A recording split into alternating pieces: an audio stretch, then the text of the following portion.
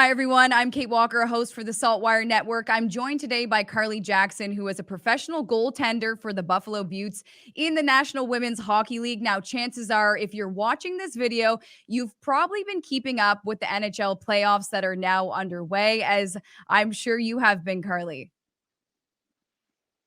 Oh yeah, I've been keeping tabs on it, making sure I watch my hockey, and it's just been fun. It's just been super fun. Now, do you have a favorite team that you're rooting for? I have a few different teams, but I like my players. I got a friend of mine, Jeremy Swayman, is playing for the Bruins right now. Him and I went to Maine together, so I got to cheer for the Bruins right now. And then a friend of mine, Jake Allen's playing for Montreal. Not really as much of a Montreal fan, but my buddy's there, so I definitely am cheering for him too. Okay. And I want to bring it back to you representing for the women. We love to see it.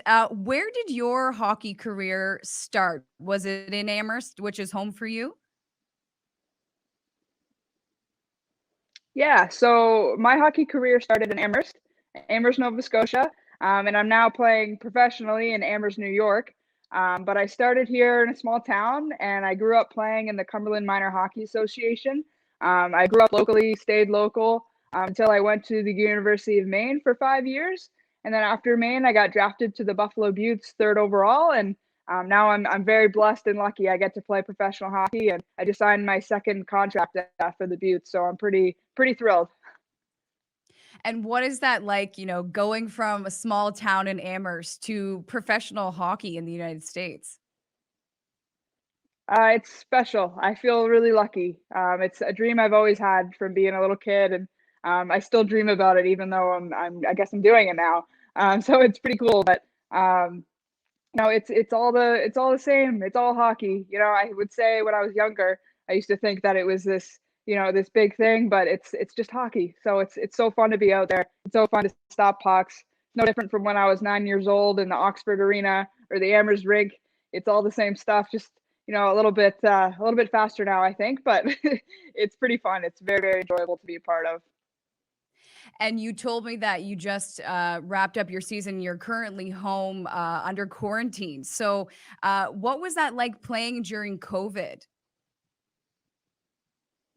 Yeah, so we had our season in a bubble in Lake Placid, New York, and essentially we were confined to our hotel rooms anytime we weren't playing hockey. So we were in single rooms.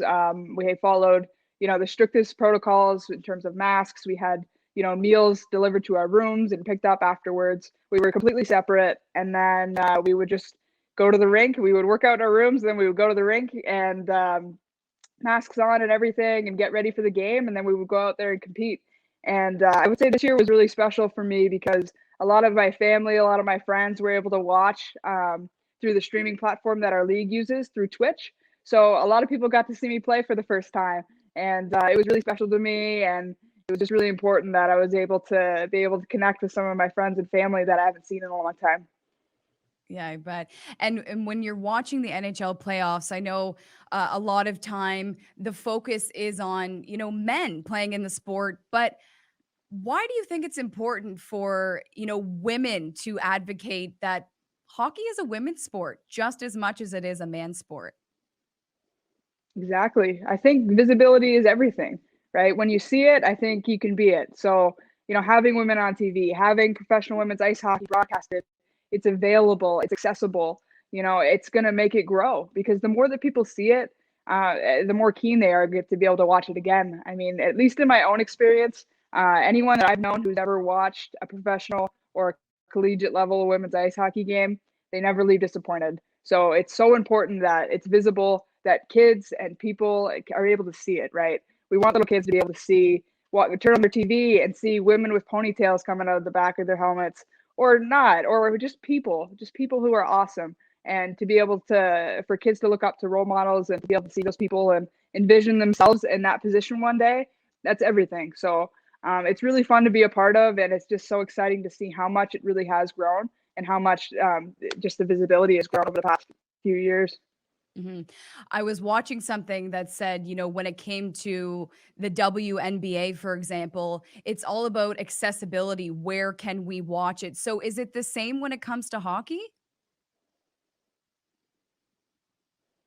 I think so, yeah. I think the WNBA has been around a little bit longer than our league, but they are doing incredible things. They're yeah, it's been amazing. I've been a fan, or I've recently got into being a fan of the WNBA, and I bought the season pass for 16.99. It isn't this $120 package or this crazy price. It's becoming accessible to people to watch it.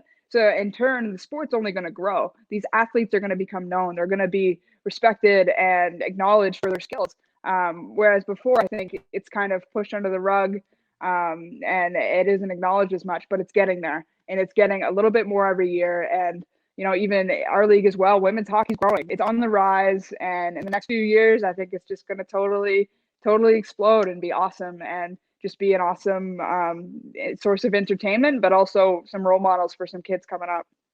Mhm. And speaking of the next few years, what is next for you? Yeah, so I am spending my summer in Nova Scotia with my family. I recently got accepted into graduate school, so I'll be studying physical therapy at Western University. And at the same time, I'll also be playing professional hockey for the Buffalo Beauts. So this will be my second season with the Beauts, and I couldn't be more thrilled. I get to do two things that I absolutely love.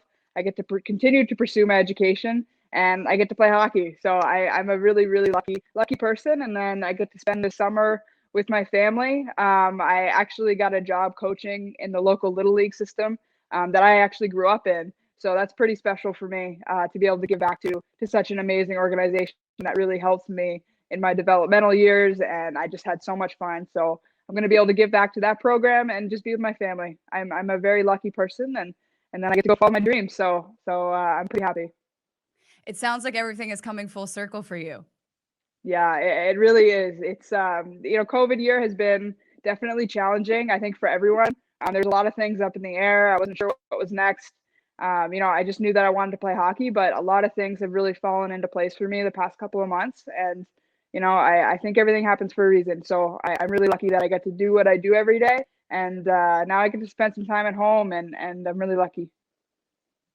All right. Well, Carly, thank you so much for joining us and best of luck in your next season. Can't wait to follow your career. Yeah, thank you so much.